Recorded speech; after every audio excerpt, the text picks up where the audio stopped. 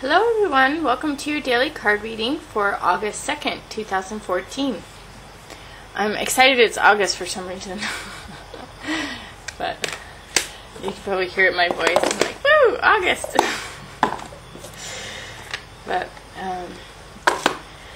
yeah, everything's exciting. Finally starting life here, so it's good. Okay, I'm going to draw one tree magic to start. We got, romantic love. And wouldn't that make everything better? It says, by giving love, you will be showered by love in return. Love is to see good in all things. And it's the apple tree, number 11. And I always think of 11 as, it's spiritual inspiration, or inspiration, but inspiration by nature is spiritual. So, okay, and we got snowflake, and she represents individuation, like the unique self. Jack of fire, so fire coming, fire going, fire, fire. And little pumpkin, and she represents a baby, like a real baby, or a creative project, or something you're giving birth to. And it also represents the entire world. So it's like the two extremes, like your tiny little baby, which is, you know, your individual, unique snowflake, you know, creation within the greatest creation that is. Well, I don't know if it's the greatest creation. As far as we can see, it's the greatest creation. Who knows what else is out there? But it's always interesting to ponder. What is beyond?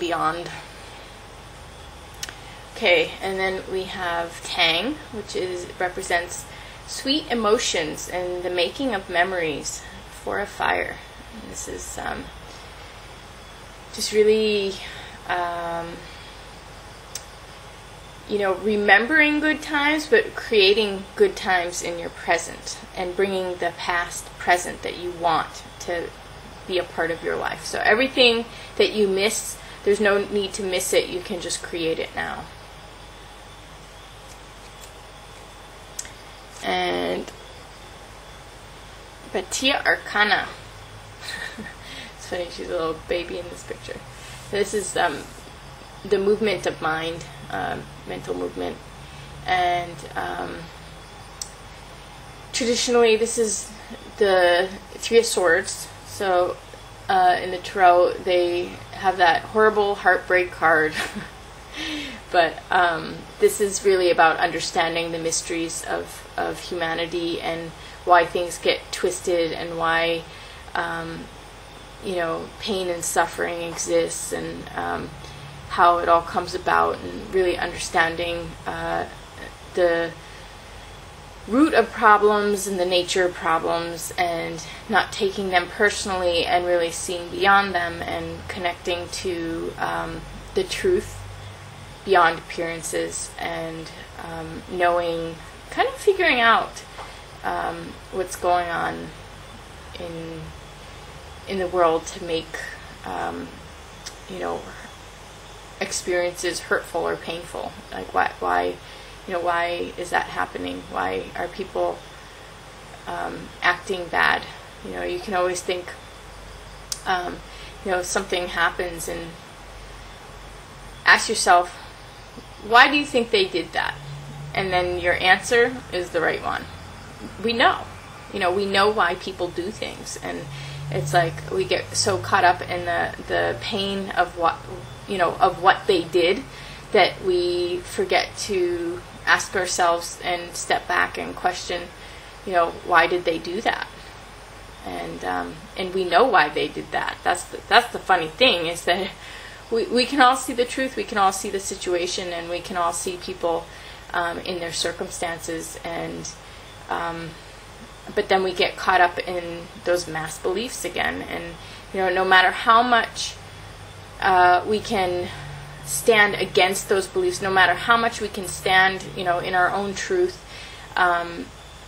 it weighs on us, I mean, to have the whole world saying something, it's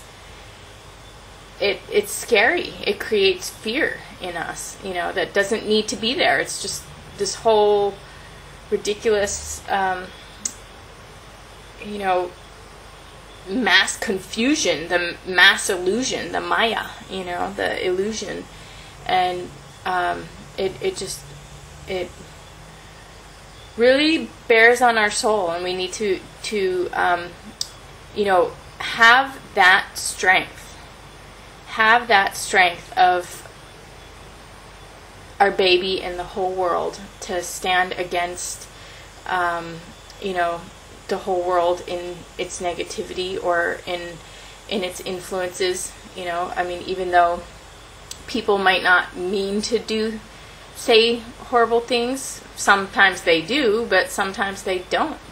And I always think of when I was in school, this happened like twice to me. I remember the moment that it happened, where the teacher asked a question, and they wanted to have everyone raise their hands for this answer, and everyone raised their hands for this other answer, and everyone raised their hands for the one answer, and then I was the only person who raised my hand for the other answer, and out of like a huge group. And it was like, oh, you have no idea how it struck me. I was like scared and embarrassed and like panicking. It was scary. I was the only person to raise my hand, and everybody had raised. I didn't realize that everyone had raised their hands in the other answer, and then I was the only person to raise my hand I was the only person who totally saw it differently, and had a different understanding of it, and it was scary. It was scary to go against that many people and stand alone like that. And I was right. I was right both the two times this happened to me. I was right both times, and everybody else was wrong. And so it cleared it, but man, the panic that I experienced in that moment of being the only person to raise my hand, I mean, it was scary. And I always think about that when there's these mass beliefs, and I'm like, okay, everyone's saying it's one way, but I know this pattern. I know this pattern I have, that I know I'm standing alone, and I know that just because I'm standing alone does not mean that I'm wrong. I know what I know, and I see clearly, and I even, sometimes I'll talk to, probably the best of friends said to me, this is what my best friends taught me, was that, it's funny because I always give the best advice, and I always can lay it out for people. I know right away why people do things, but then I get caught up in it in myself, in my own experience, where something happens and I'm upset. And my good friends said, well, why do you think that they did that? Instead of like saying some horrible thing to me, my good friends say, why do you think they did that? And then I tell them, and I know that that's why they did that. And they just, my good friends, they know that that I know, and they know, and it's okay, even though that scary illusion will present itself. We know. And so now, even if my friends aren't around and I catch myself starting to be upset about something, I think, okay, I do what my friends do to me. Why did they do that? And then I think about it, and then I'm like, yep. And that's what the truth is. That's what's going on. And so we just need to stop and question and stand in that and be okay that nobody's going to present the truth of the reality, and we just have to totally, go against the entire world and have our baby. And then when we have our baby, have faith, have trust, because that world will relate to our baby. When we have a baby, when we have a project, when we have something, and we have our connection to it, you know, it grows. It might take time, but you know, the right relations will happen. You know, I even think about this channel that I'm a little kind of, I get down a little bit sometimes that I have so few viewers. And I'm so grateful for you guys, you know, I'm totally grateful for my viewers, and I'm happy because I really got to, you know, get comfortable with this all, you know, through my small crowd now. But the thing is my viewers that I have now, I love everyone's interaction with me, and it's so genuine and real and sincere and powerful. That's what it's all about. You know, it's not about the numbers. It's about the importance and the power and the love and what truly is there. So, you know, even if the whole world can't relate to your baby, you know, just to have the right people in the world to relate to your baby, and then in time, maybe the world will change and can relate to your baby, because you have this snowflake here. So you don't want a wrong relationship. I actually had a lot of paranoia, or not paranoia, but a lot of, I don't know, I was a little bit worried because I've heard so many, I watch all my YouTube stations, and I heard so many people talking about like horror stories about this person or that person, and thumbs down and attacks and all this stuff, and I was like, oh God, I don't want to do that, you know. But I haven't had that, thank God. And you know, when that comes around, I'll be okay with it. I just didn't want it right away. I think I'm ready for anything now with the channel, but I gotta redo my intro. Sorry about that. I realize I've come a long way. So it's like, you know, have your patience. So you have your baby, and you might have few connections or whatever, but you know, the people who connect with you, you can do no wrong. You know, I've looked at that intro, and I can't believe how many times I said and I think probably most people would be like, I'm not watching this girl, she's an idiot, she doesn't know how to talk or whatever, you know. But the people who are watching me, or the people who really listen to what I had to say, you know, they subscribed, you know. So it's like, you know, just be okay with your uniqueness, with everything about you, in your strengths and your weaknesses, just in who you are, and allow your baby to be born, and allow the you know, the world to relate to your child or your project or whatever you bring into this world, whatever you give birth to. Allow the positive relations, and however that may manifest, and then, you know, let that grow from there. And then on this side, you know, really you don't want to get caught up in the emotions.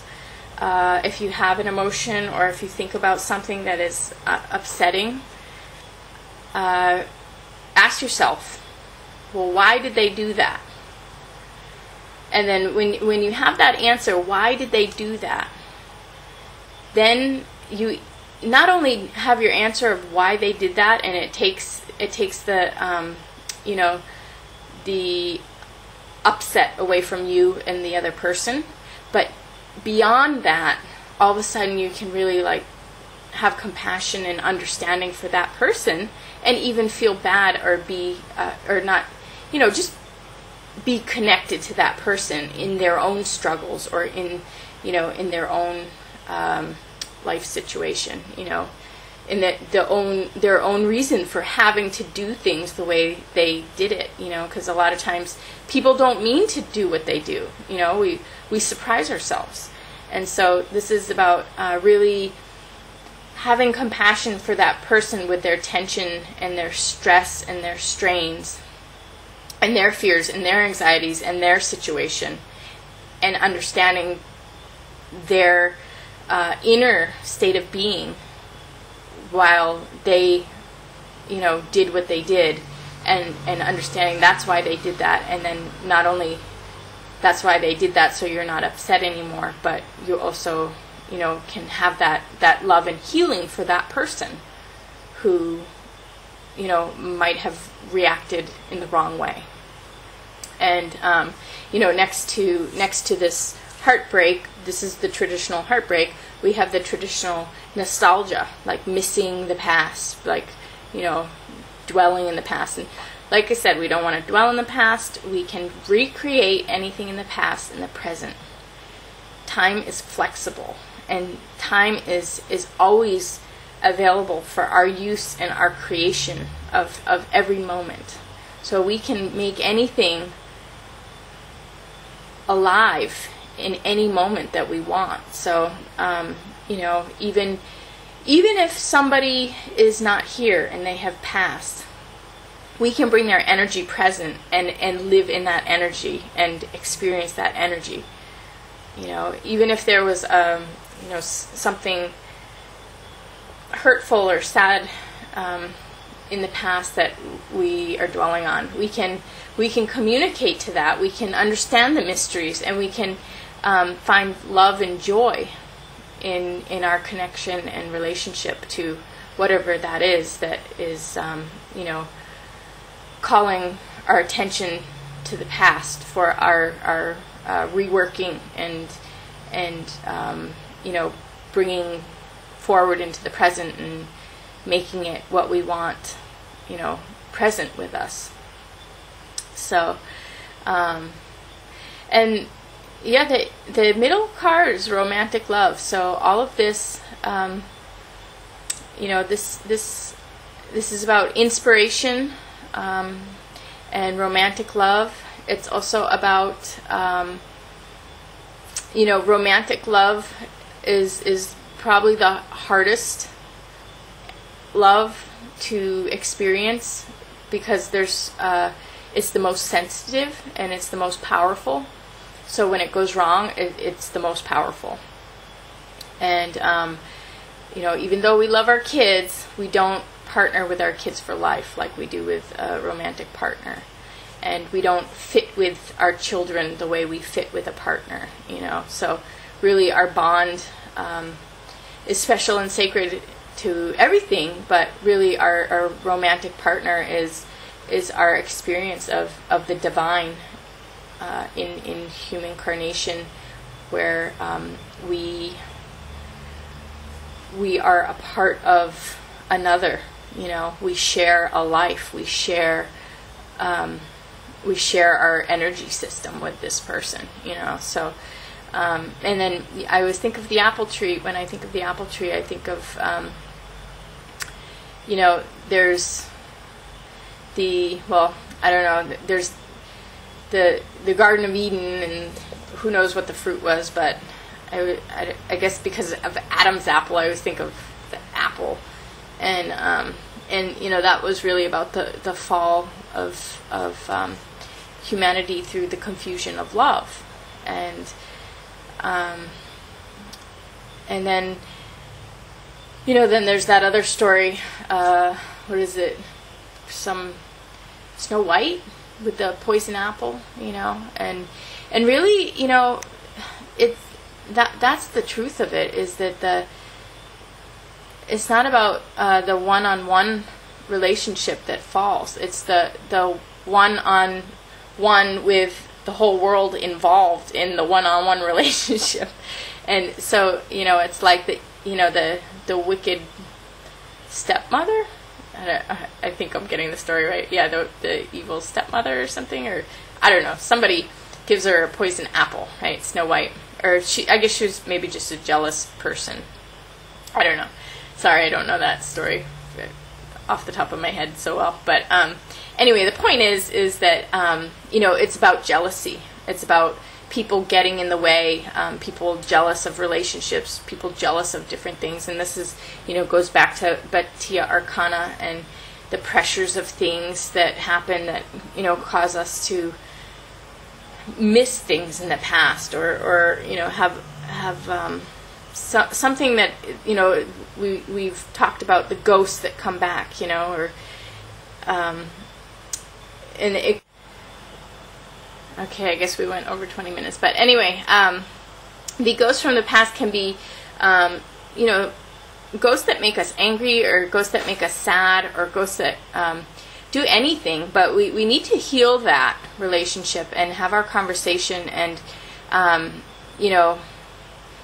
send them our thoughts and express our feelings and work through it, on an energetic level, and bring back the parts of people that we want in our life, even if the people themselves are not in our life because they're maybe not meant to be in our life. We need to bring back the parts of them, or the piece. We should be able to look at our past with complete love and happiness towards every person, and be thankful for every person, no matter what they did, or no matter what our relationship was. Be thankful that we had that experience and knew that person, even if we don't want them in our life. I'm not saying bring them back, but I'm saying, have that right relationship with everything in our past, so that we can have our present be full of happiness and joy and fond memories, and recreate, be able to recreate or bring everything we want in the present moment. So, and that will help us with Bhatia Arcana, really to know the mysteries and know people and be okay with people, and build on that wisdom and that knowledge for our present and future experiences. So, stepping back, with the middle being romantic love, this to me looks like there's something here that we have to heal on the side, or make peace with, and find the love in, and find the strength and wisdom from. And at the same time, we need to have our baby, and have our creativity, and have our project, and relate to the world with our gifts and our talents, and what we have, because there's nobody like us. Everybody is a snowflake. Everybody's unique. Everybody's different, and nobody can offer the same thing to the world. Everybody has something different to offer. So when you offer your creations, the world will be happy to respond to that. And we have again number 11. It's inspiration. So allow love to inspire you. Romantic love is always our greatest teacher, and